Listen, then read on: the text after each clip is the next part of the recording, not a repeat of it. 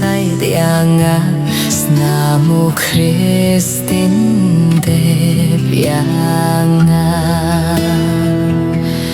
ko jing shaleh binto pinklan shuyanga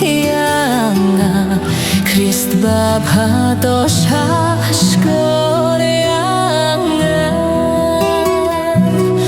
ko jing shaleh binto pinklan shuyanga Krist baba to shashkoryanga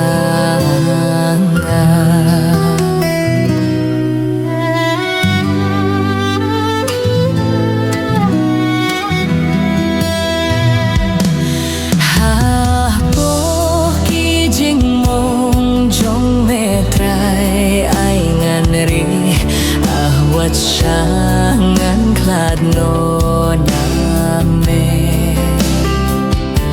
Nunong syunu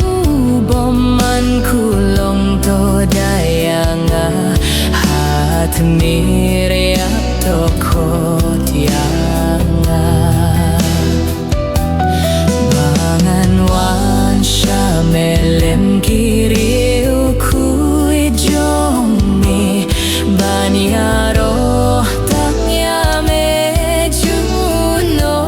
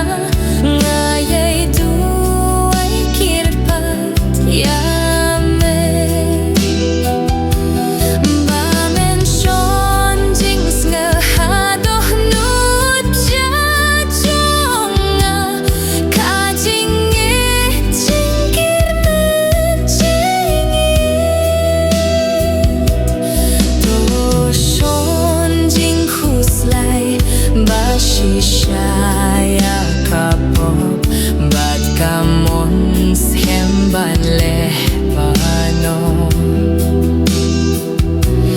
katbangay ay puson jing mong koridor jong me balaya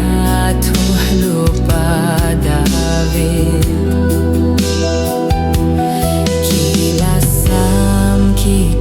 Tibat ki kya chonga kilani